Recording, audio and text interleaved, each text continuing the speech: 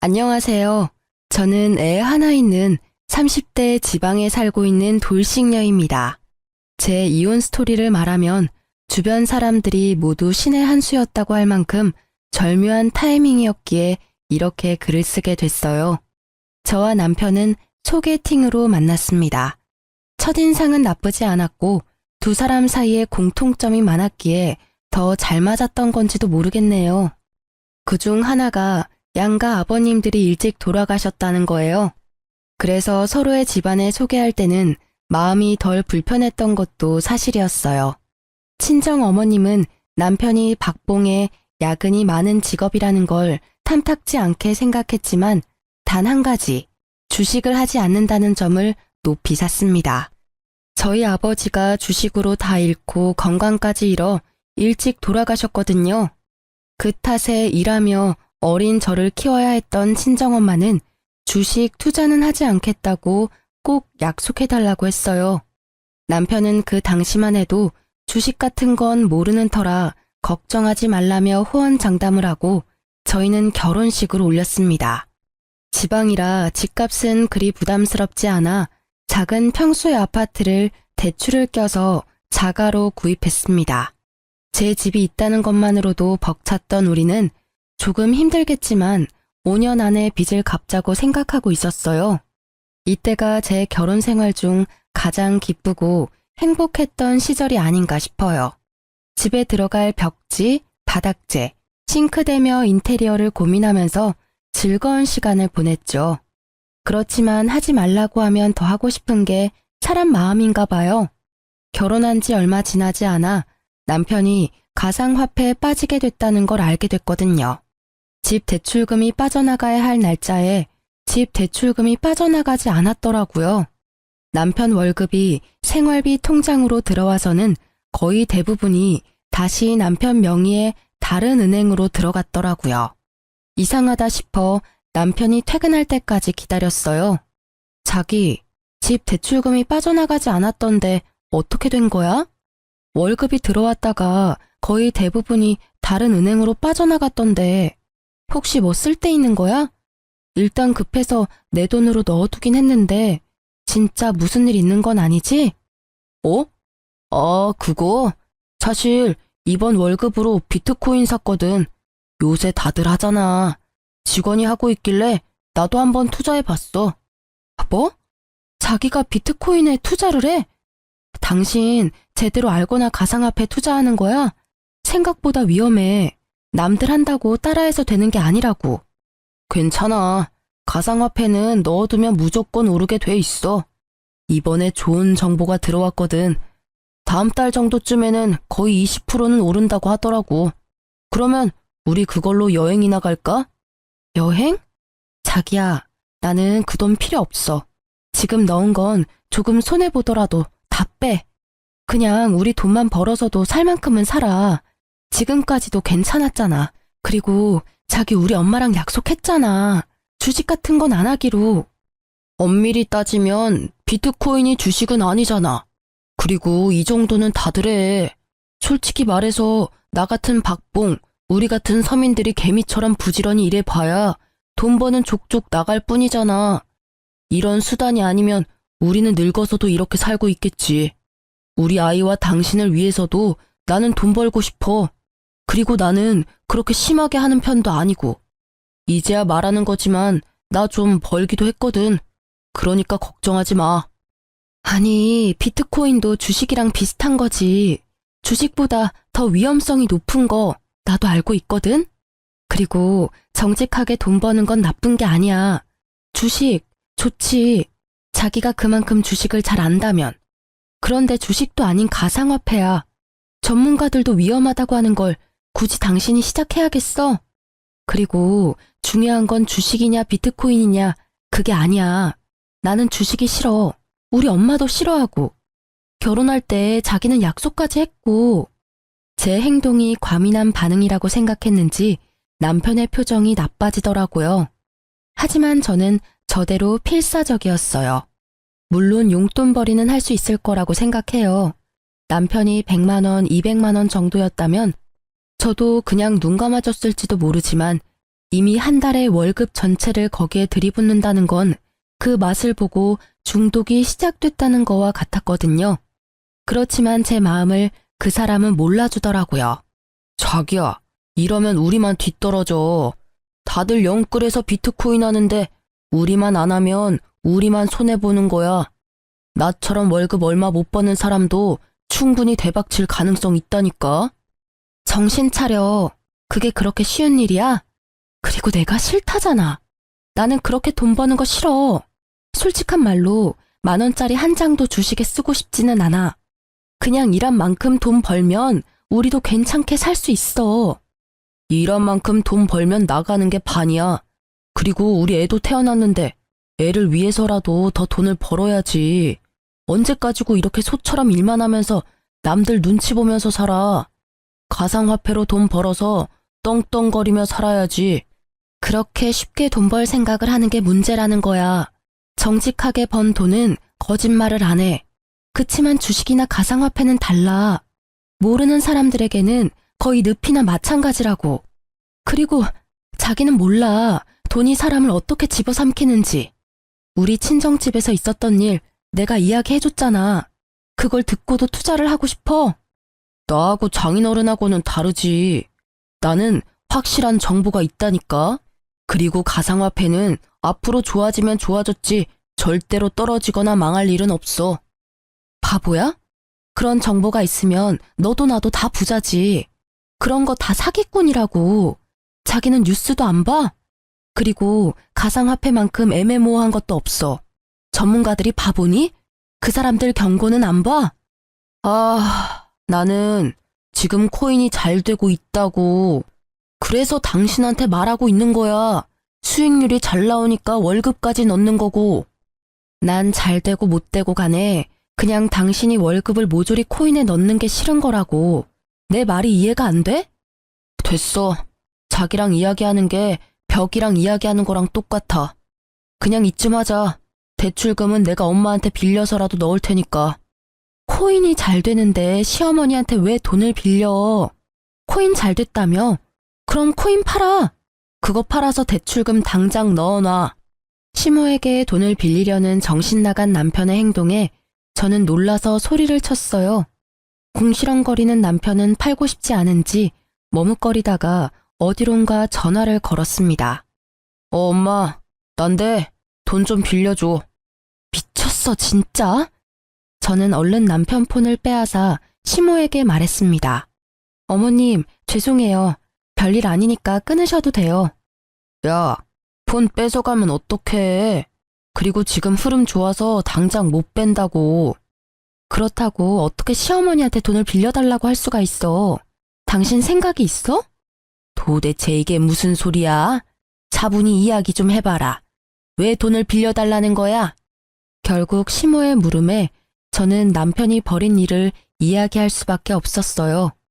시모가 남편을 말려줄 수도 있다는 생각을 잠시 했거든요.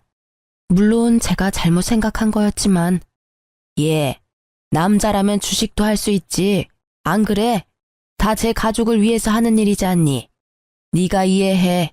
그렇다고 큰 돈으로 하는 것도 아닌데 왜 이렇게 호들갑을 떠는지 나는 모르겠구나. 어머님, 큰 돈 작은 돈이 중요한 게 아니에요. 월급의 거의 대부분을 가상화폐에 쏟아붓는다고요. 그거야말로 잘못된 거죠. 무슨 일이든 미천이 있어야 하잖니. 그거라고 생각하면 네 마음도 조금 편하지 않을까? 무조건 남편 탓만 하지 말고 너도 잘 알아봐. 어머님, 주식은 절대 안 된다고 저희 엄마랑 이이랑 찰떡같이 약속했어요. 그런데 이렇게 주식에 손을 대다뇨. 그래서 애까지 낳았는데 이런 일로 이혼하게? 내가 언젠가 한 번은 말하려고 했는데 사돈도 그렇고 너도 그렇고 둘 다 그렇게 융통성이 없어서 어떡하니? 결혼 전에도 난리더니 아주 남편을 잡겠다 잡겠어. 그리고 네 남편이 바보도 아니고 주식으로 큰 돈 날릴 사람처럼 보이니? 작은 돈으로 용돈벌이나 하려는 거겠지. 저는 그 말에 어이가 없었지만 일단 잠자코 들었어요. 우리 부부의 일에 시모까지 끼이면 일이 커질 것 같았거든요. 제가 받지 않겠다고 하는데도 시모는 결국 남편의 계좌로 돈을 붙여주겠다고 하고 전화를 끊었습니다. 결국 시모의 돈을 빌릴 수 있게 된 남편은 싱글벙글이었어요. 저놈의 머리털을 쥐어 뜯어서라도 코인을 말리고 싶었던 저는 친정엄마를 구원투수로 부르기로 했어요. 엄마, 김서방이 비트코인 투자한대. 어떻게 좀 말려봐봐. 내가 아무리 이야기해도 CR도 안 먹혀. 이번 달은 월급이 거의 다 들어간 것 같아. 아이고, 김서방 바꿔봐라. 내 단단히 일러둘 테니까. 남편은 제 전화에 기겁을 하고 나를 바라봤습니다. 저는 이렇게라도 남편의 생각을 돌리고 싶었기에 전화를 건넸어요. 결국 받지 않으려던 남편이 마지못해 전화를 받았죠. 예, 장모님. 애엄마가 너무 호들갑 떠는 거예요. 진짜 별거 아니고 돈도 많이 안 들어갔어요. 그리고 주식 아니고 가상화폐라는 건데. 구구절절 핑계를 대려는 남편의 말을 친정엄마가 가로막았어요. 김서방, 주식은 절대로 시작하면 안 돼. 다른 사람들은 몰라도 내 사위인 자네만은 절대로 하면 안 되는 거야. 자네가 내 딸을 사랑한다면 더더욱 하지 말아야지. 딸애가 주식으로 아빠를 잃고 얼마나 힘들어했는데 월급을 다 넣는 건 투자가 아니라 도박일세. 그러니 제발 그만하게. 그렇지만 지금 수익률도 엄청 잘 나오고 있고 잘 성공하면 저희도 한 방에 크게 벌 수 있는 그런. 그만. 자네 이런 모습이 무서운 거야. 한 방에 크게 벌어? 그렇다면 한 방에 크게 잃는 일도 있다는 걸 알아야지. 그래도 지금 알았으니 다행이지. 수익률이 좋다니 지금 당장 돈 넣은 거 다 빼게. 그리고 다시는 투자할 생각하지도 말고. 예, 장모님, 알겠습니다. 그래도 장모님에 대한 존중이 있었는지 그만두겠다 대답은 잘하더군요. 하지만 전화를 끊자 남편은 제게 도리어 화를 냈습니다. 그런 말을 왜 장모님한테 한 거야? 장모님이 날 뭘로 알겠어? 약속이나 깨는 놈으로 생각할 거 아니야? 그럼 아냐? 지금 약속이나 깨는 사람이 됐잖아. 월급을 어떻게 다 비트코인에 투자를 해? 나 육휴 중이라 월급도 반으로 줄었어. 이 와중에 생활비까지 줄어들면 쌀밥만 먹고 살래? 어? 우리 애를 좀 봐. 잘 먹고 잘 놀아야 할 이 시기에 돈 없어서 굶으면 보기 좋니? 왜 또 그렇게 이야기를 해? 어차피 이유식 기간 동안에 뭐 그리 많이 먹는 것도 아니구만. 이제 1살도 안 된 애가 뭘 안다고 이것저것 다 해주려고 해? 지금 좀 부족하게 살아도 좀 있으면 돈 더 벌 수 있다니까? 말이 안 통하네. 돈을 더 벌지 더 잃을지 어떻게 알아? 네가 신이니? 뭐라도 돼? 됐고, 이렇게 돈 벌어서 쓸데없는 일에 쓸 거면 내가 복귀해서 돈 벌게. 자기는 육아휴직 쓰고 집에서 애나 봐. 육아휴직 쓰면 월급 팍 줄거든? 월급 줄라고 그러는 거야. 내가 돈 벌면 내가 알아서 생활비 꾸리면 되는데 자기가 돈 벌면 생활비는커녕 대출금까지 비트코인에 다 투자할 것 같으니까. 그리고 내가 생활비 관리할 거니까 자기 육아휴직 급여 통장은 우리 생활비 통장으로 들어오게 해줘.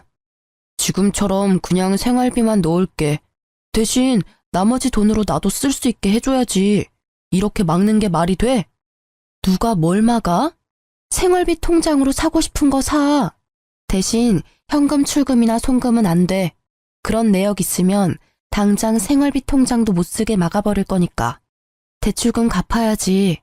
그거 못 갚으면 우리 큰일 나.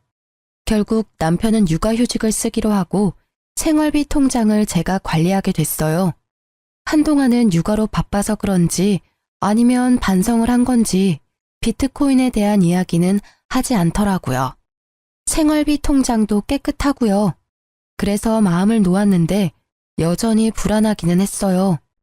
제 버릇 남 못 준다고 한번 돈에 맛을 들인 남편놈이 다시 코인을 찾을까봐 매의 눈으로 남편을 지켜봐야 했어요. 그렇게 시간이 지나면서 점점 남편이 정신을 차렸다고 생각하고 있었어요. 그렇지만 평화로움은 그리 오래가지 못했어요. 3달 정도 뒤부터 남편은 경조사비를 자주 요구하기 시작했어요.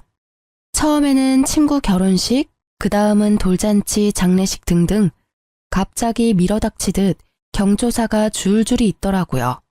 경조사비야 저희도 다 돌려받을 거라는 생각이 있었기에 아낌없이 내어주었는데 이게 여러 건이 되니까 약간 쎄한 기분이 들더라고요. 그러던 중 시모에게 전화가 왔어요. 예, 오늘 내가 다른 사람이랑 부딪혀서 그 사람 스마트폰을 망가뜨리게 했지 뭐니. 내가 목돈이 없어서 그러는데 돈 좀 빌려주면 안 되겠니? 물어보니까 신형폰이라서 300만 원 정도 한다는데. 네? 무슨 폰이 그렇게 비싸요? 혹시 사기꾼 뭐 이런 건 아니에요? 어떻게 하다가 떨어진 건데요?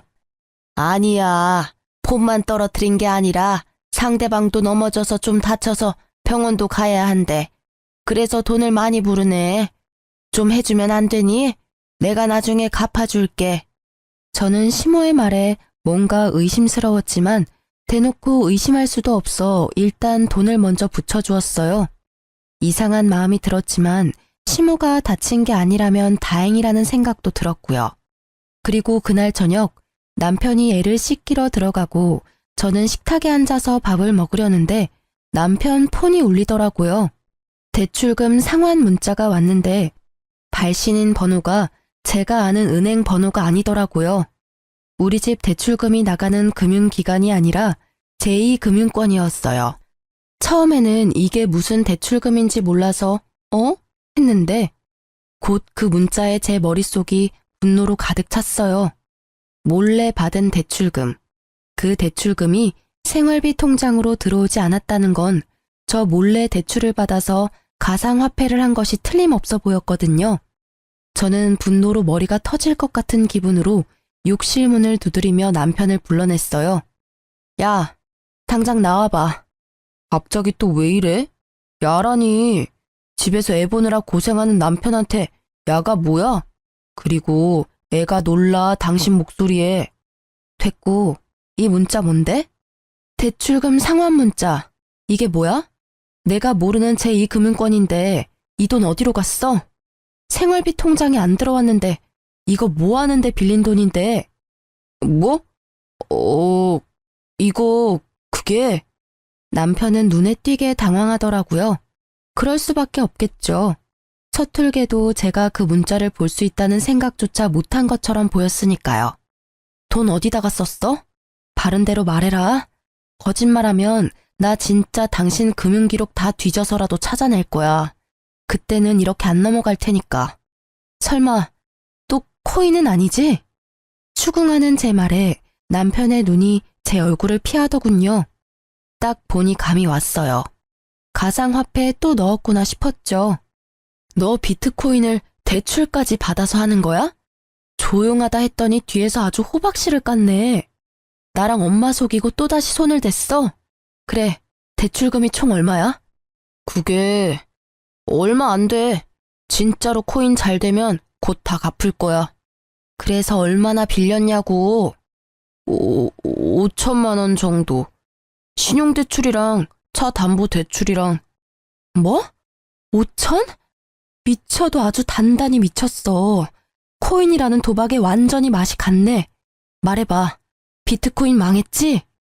네가 코인이 잘 됐으면 돈을 빌릴 턱이 없어. 뭐가 지금 안 풀리니까 돈을 빌렸을 거 아니야. 아니야. 처음에는 수익률이 좋았는데 요새 좀 나빠지고.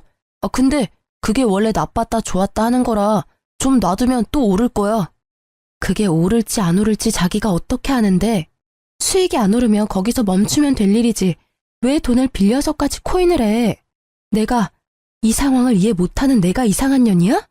아니면 이 상황에도 돈을 빌리는 네가 이상한 놈이야, 대답 좀 해봐. 자기야, 제발 진정해. 이거 이번에는 진짜 확실한 정보라서 절대 오를 거야.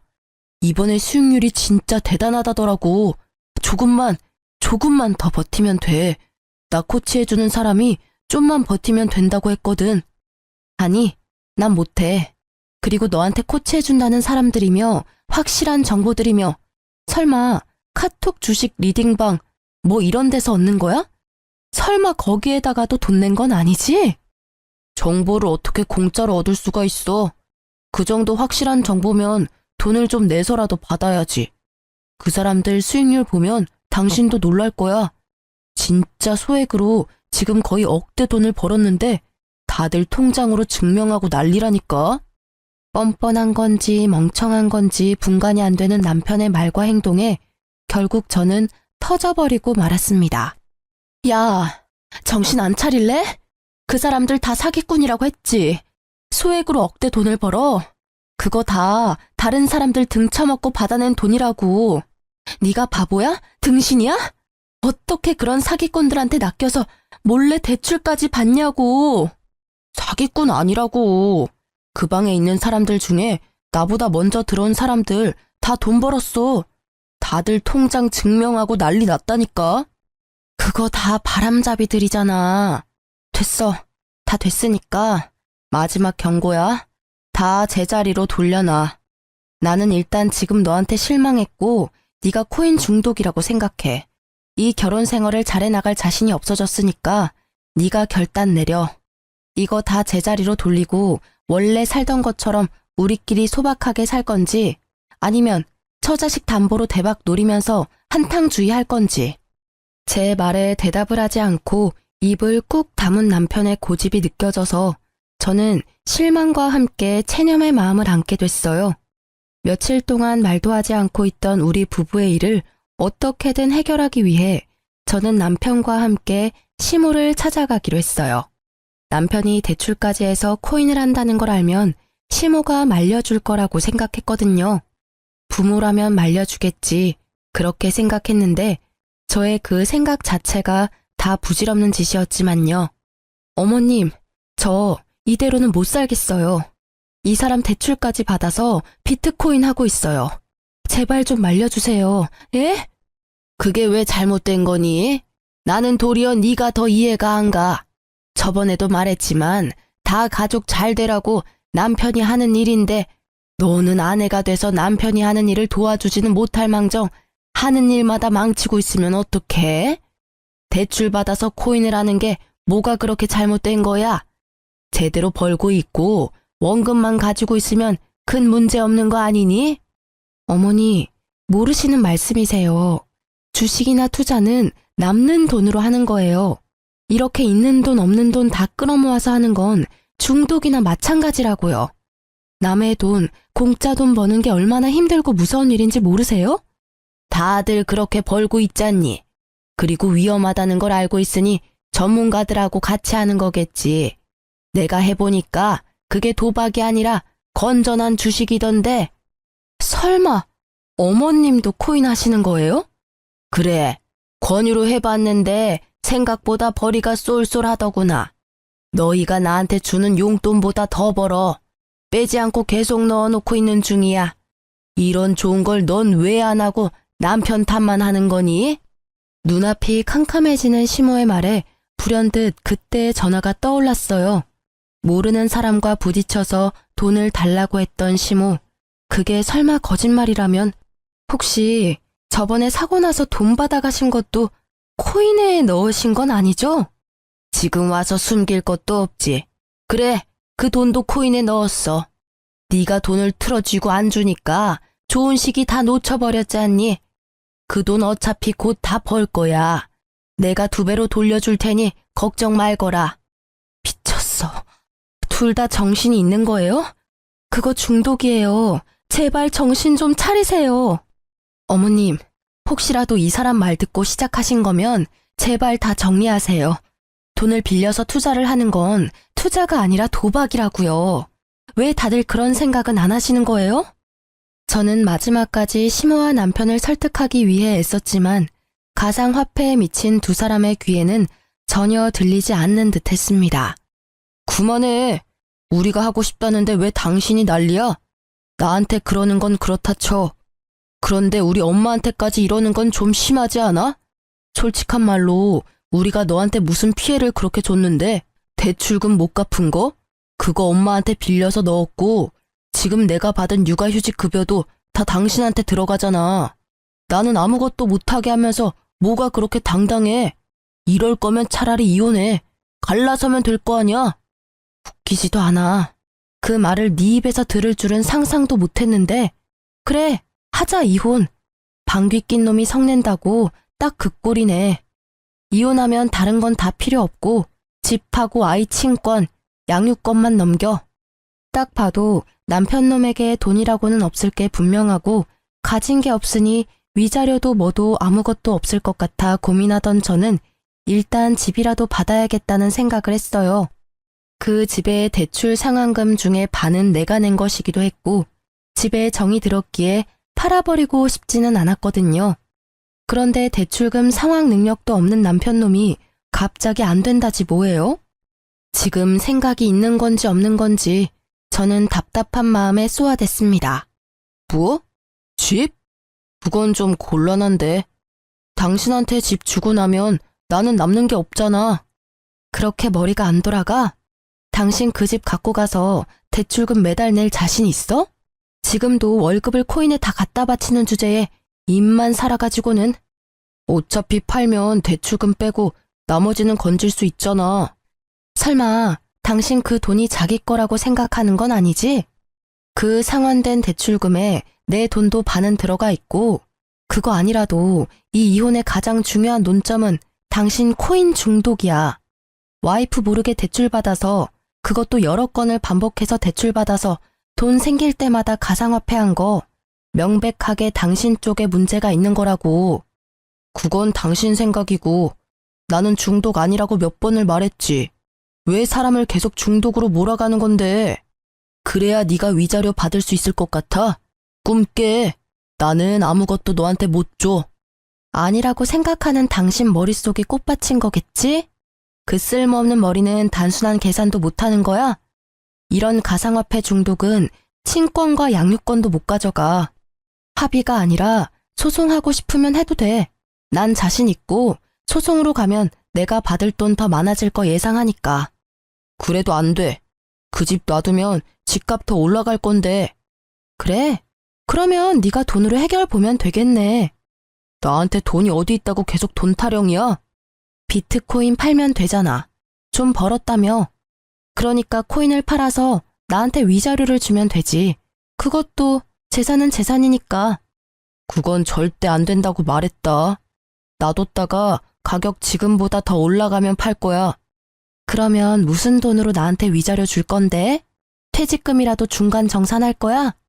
퇴직금 이야기에 시모가 갑자기 우리 이야기에 끼어들었습니다. 예, 집은 언제 팔릴지 몰라. 그리고 집값은 어떻게 될지도 모르고. 팔아봐야 은행 대출 다시 돌려주고 나면 얼마 안 될 건데 그냥 집 줘버리고 합의 이혼해. 그게 속 편하겠다. 아이 친권과 양육권에 대해서는 입도 뻥끗 안 하는 두 사람의 모습이 너무도 가증스러워 치가 떨릴 지경이었어요. 어떻게 지 새끼 지 손주 생각은 하나도 안 하고 그저 돈. 이미 이때는 있던 정도 다 떨어졌어요. 그리고 퇴직금에 눈을 빛내는 두 사람을 보아하니 그거 빼서 코인 투자할 것 같다는 생각이 들었습니다. 결국 합의 이혼하게 된 저는 이후 절차에 따라 집을 제 명의로 바꾸었어요. 대출금의 압박이 있었지만 그건 생각해둔 바가 있었기에 크게 신경 쓰지 않았죠. 그렇게 명의 변경한 당일 저는 남편 짐을 모조리 싸서 시모 집으로 보냈어요. 남편은 뭐가 그리 급하냐고 역정을 냈지만 저는 두 사람 꼴도 보기 싫었거든요. 있는 재산 없는 재산 다 긁어 모아서 코인에 투자하는 남편과 시모가 뭐가 좋다고 옆에 더 데리고 있고 싶겠어요. 남편부터 쫓아낸 저는 친정엄마를 저희 집으로 모셨어요. 친정엄마가 살던 작은 빌라를 팔고 그 돈으로 저희 집 대출금을 상환했죠. 그리고 매달 내던 제 대출금은 매달 친정엄마 용돈으로 드리기로 했어요. 한 달쯤 지났을까요? 남편이 집으로 찾아왔더라고요. 아이가 보고 싶다나 뭐라나. 이혼하자며 큰 소리 떵떵 칠 때는 우리 딸 이름 한자도 꺼내지 않더니 갑작스레 딸이 보고 싶다는 말이 믿음이 갈 리가 없잖아요. 딸이 보고 싶다는 가짜는 핑계 같은 거 대지 말고 하고 싶은 말 있으면 해. 이야기는 들어줄게. 우리 이혼하는 거 다시 한번 생각해보면 안 될까? 그게 무슨 소리야? 우리 이미 그 이야기는 다 끝냈다고 생각하는데 너도 나도 시어머니까지 동의한 거 아니었어? 이제 와서 두말하는 건 아니지? 나는 이미 생각 끝났어. 너무 냉정하게 끊지 말고 잘 생각해봐. 애한테는 아빠도 필요하고 무엇보다 나한테 당신이 너무 필요해. 입이 삐뚤어져도 말은 똑바로 해야지.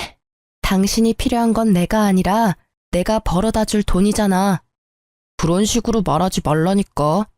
물론 돈도 지금 없기는 해. 그래도 그것만으로 이혼 다시 생각해보라는 건 아니라고. 2번 다시 가상화폐는 안 할 테니까 다시 돌아와줘. 당신 돈이 왜 없어? 집 대출금 상환액만 해도 100만 원 남짓이야. 그거면 지금 가지고 있는 대출도 충분히 갚을 수 있어. 게다가 퇴직금도 있잖아. 그거 받아서 대출 상환하면 끝이지. 그 꼴을 보니 그 돈도 다 가상화폐에 넣었겠네? 그게... 쭈뼛거리며 불쌍한 표정을 짓는 남편놈을 보니 딱 견적이 나오더라고요. 집어릇게 못 준다고 결국은 가상화폐에 다시 털어넣은 것 같았어요. 진짜 잘 되고 있었는데 이번에는 재수가 없었어. 내가 투자한 가상화폐가 갑자기 유의 종목이 돼서 결국은 하나도 못 건졌다 그거지? 이거 봐. 내가 뭘 했어? 사기꾼들 손에 놀아나지 말라고 했지. 됐어. 더 이상 이런 주제로 이야기하는 것 자체가 싫다. 다른 데 가서 알아봐. 매몰찬 제 말에 남편이 갑자기 무릎을 꿇더니 제 바짓가랑이를 붙잡고 늘어졌어요. 그 모습이 처량하고 딱한데 딱 거기까지였어요. 그러게 내가 말할 때는 들은 채도 안 하더니 결국은 이런 사달을 만들고서는 이제와 후회한답시고 나한테 다시 합치자고 하다니 뻔뻔한 것에도 정도가 있어야죠. 여보, 제발 나 딱 한 번만 살려줘. 빚도 빚이지만 생활이 안 되고 있어. 다시 끊어주면 안 될까?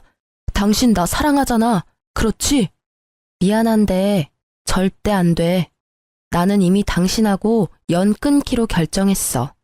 당신 입장에서는 내가 냉정하게 보일지도 모르는데 나한테는 이게 최선이야. 왜 내가 당신 뒤치다꺼리를 해야 해? 당신이 싼 똥 치우려고 내가 왜 일을 해야 해? 나도 내 인생, 내 행복 찾아가며 살 거야.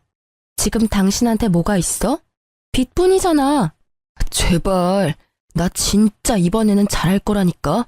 절대로 손 안 댈 거라고 맹세해. 그러니까 사람 하나 살리는 셈 치고. 난 솔직히 당신이 여기 와서 이 난리치는 거 이해가 안 가. 당신 지금 사는 집도 시어머니 거고 집안일도 어머니가 다 해주실 거 아냐. 너는 돈만 벌어서 지금 대출금 다 갚으면 되는 거고. 뭐가 문제야? 사실 엄마도 내가 들어갔던 리딩방에서 준 정보로 투자했거든. 그리고 엄마 집도 담보로 대출까지 빌렸더라고. 근데 이건 정말 내가 시킨 거 아니야. 엄마가 그 정보에 혹해서 대출을 받아서. 이거 봐. 주식 같은 거에 중독되면 도박 중독이랑 똑같다고.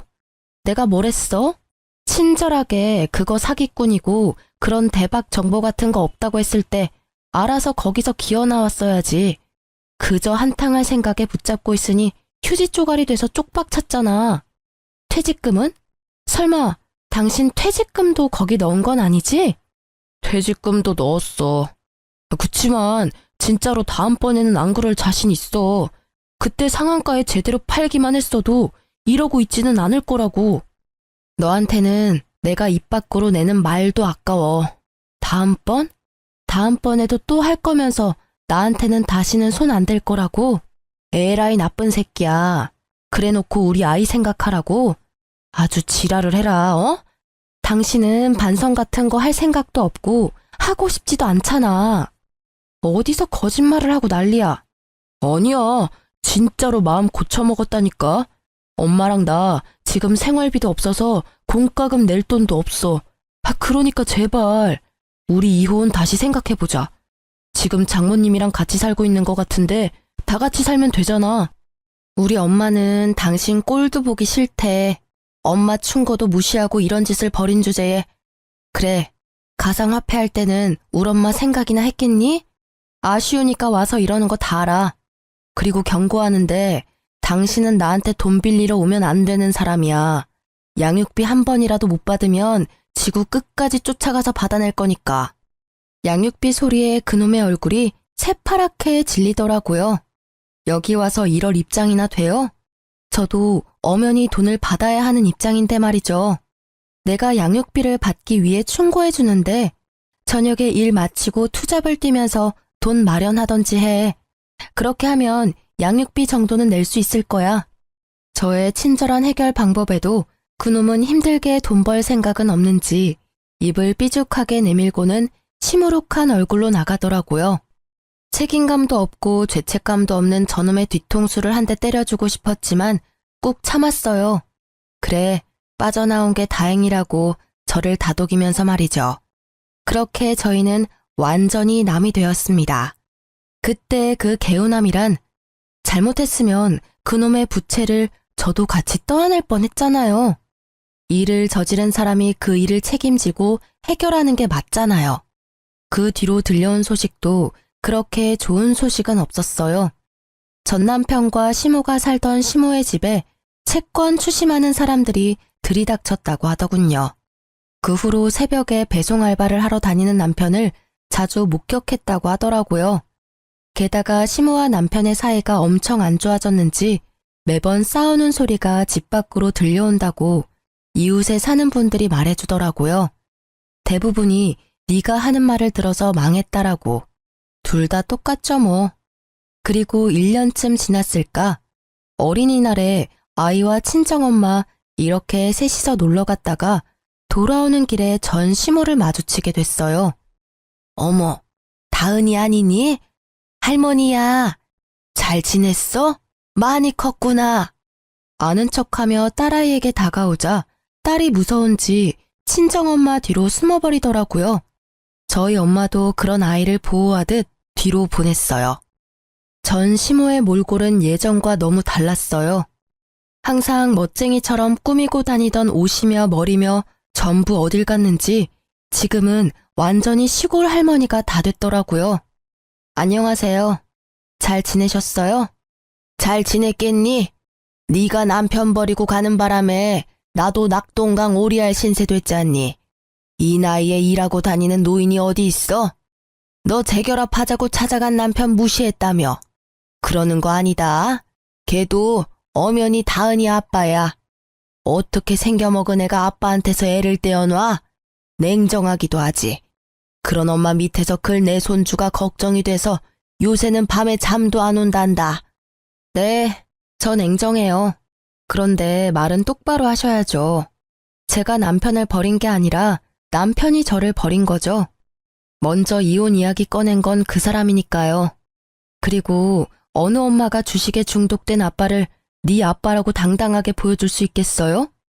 혹시라도 나중에 우리 다은이가 아빠처럼 주식에 빠지지 않는다는 보장은 없잖아요. 제가 할 수 있는 건 그런 나쁜 사람들에게서 애를 떼어놓는 거예요. 그 1순위가 다은이 아빠랑 다은이 할머님이시죠. 아빠면 아빠답게, 할머니면 할머니답게 지냈으면 이럴 일도 없었을 텐데 제가 그렇게 하지 말라고 했는데 사기꾼한테 놀아나서는 나쁜 사람들? 너 지금 날 나쁜 사람이라고 한 거니? 세상에 어느 며느리가 시어머니를 그렇게 불러? 그것도 손녀 보는 앞에서. 아니라고 말 못하시잖아요. 똑같이 사기꾼한테 놀아나셨으니까. 그 사람이 사기꾼은 아니었어. 우리가 타이밍을 못 맞춘 거지. 예, 그러지 말고 사실 우리도 이미 가상화폐는 다 접었어. 그러니까 애 아빠랑 다시 잘해볼 생각 없니? 애한테도 아빠가 필요하잖니. 글쎄, 나쁜 아빠는 필요 없다니까요. 재결합 같은 거 생각도 해본 적 없어요. 그러니까 그런 말씀하지 마세요. 그리고 가상화폐 다 접었다는 말 저는 안 믿어요. 그게 얼마나 끊기 힘든 중독인지 누구보다 제가 더 잘 알거든요. 그래서 처음에 그 사람한테 시작하지도 말라고 한 거고요. 제 말에 전시무는 쌍심지를 켜고 저를 쳐다보더라고요. 뭐 어쩌겠어요. 싫은 것도 사실이고 두 사람이 아직 가상화폐를 하는 것도 사실일 테니.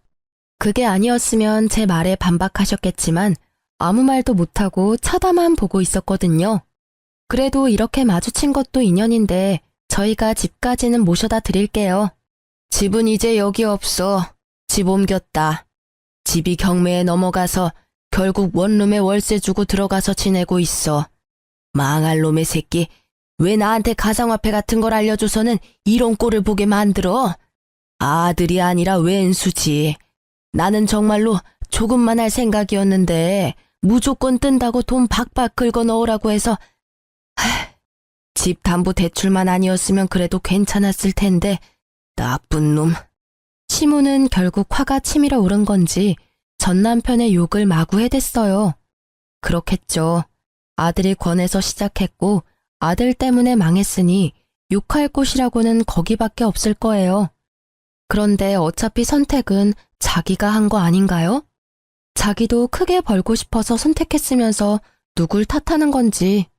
그걸 보고 있던 저희 친정엄마가 보다 못해 한마디 하시더라고요. 아들 욕할 거 뭐 있어요? 내가 보기엔 둘 다 똑같은 망종이구만.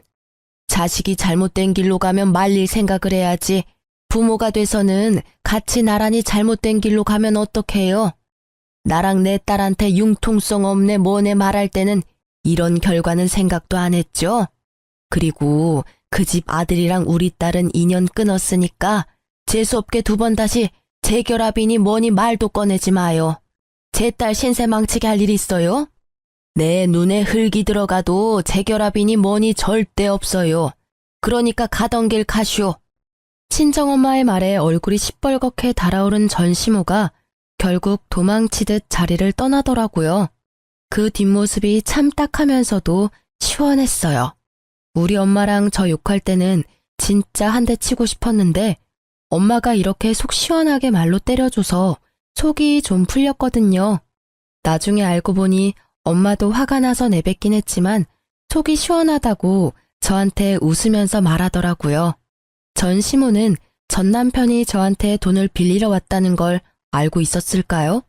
알았다면 저한테 재결합이니 뭐니 그런 말 못했겠죠. 그리고 한편으로는 너무 무섭더라고요. 만약 제가 이혼을 하지 않았다면 그 꼴을 다 당하면서 후회하며 살았겠죠. 그 뒤로 전 남편과 전 시모를 본 적은 없었어요. 저는 이혼하면 제가 힘들게 살 수도 있을 거라고 생각했는데 이혼 전보다는 더 잘 살고 있어요. 친정 엄마한테 애기 맡기고 일하는 것도 이제는 더 편하고요. 덕분인지 승진도 하고 솔직히 지금 돈에 쪼들리지는 않아요. 그럼에도 내 아이를 위한 양육비는 꼬박꼬박 받아내고 있어요. 내 아이 앞길에 조금이라도 도움이 된다면 꼭 받아내는 게 맞는 일이죠. 전 남편이 보내는 양육비는 매달 들쭉날쭉이지만 일단 보내고 있다는 것만으로도 다행으로 생각해요. 그나마 완전 탕진은 아닌 모양이라고 생각하며 한시름 놓죠. 제가 이혼 과정 중에 가장 잘한 일은 대출금을 떠안고 집을 받아온 거라고 생각해요. 처음에는 돈을 받아오지 않아서 큰일이라도 생기면 어쩌나 싶었는데 집값도 조금 올랐고 친정엄마 덕분에 대출금도 사라져서 실보단 득이 더 많거든요. 인생의 타이밍이라는 게 얼마나 중요한지 이번에 이혼을 하면서 깨달았어요. 전 시모와 전 남편의 망한 꼴을 보니 제가 그때 빨리 탈출한 것이 신의 한 수였다는 걸 알게 됐거든요. 만약 조금이라도 늦었다면 저까지 그 빚더미에서 벗어나지 못했을지도 몰라요. 사연글을 쓰다 보니 정말 절체절명의 순간이었다는 걸 다시 한번 실감하게 되네요. 이렇게 긴 글을 읽어주셔서 감사합니다.